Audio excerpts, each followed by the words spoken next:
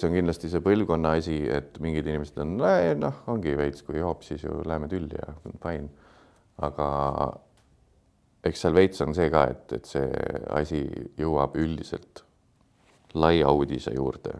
siis kui tegemist on mingi kuradi kuulsa inimese või tuntud inimesega, siis järsku tuleb inimestel meelde, koduvägivald või lähisuhtevägivald on halb. Et nagu see on ju kogu aeg käib nagu,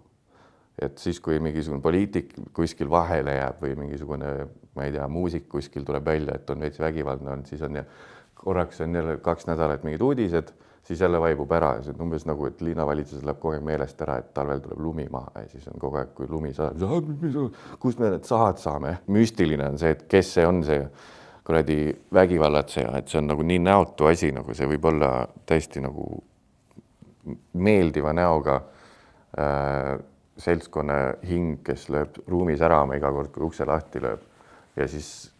Ja see tüüp, kes on mingi valge maikaga ja kurja näoga, see pole kordagi kätt tõstnud elus, sest et talle lihtsalt meeldib puuvilla materjal ja see on nagu mugav särk ja nagu geenidest sai vihase näo lihtsalt. Aga siis see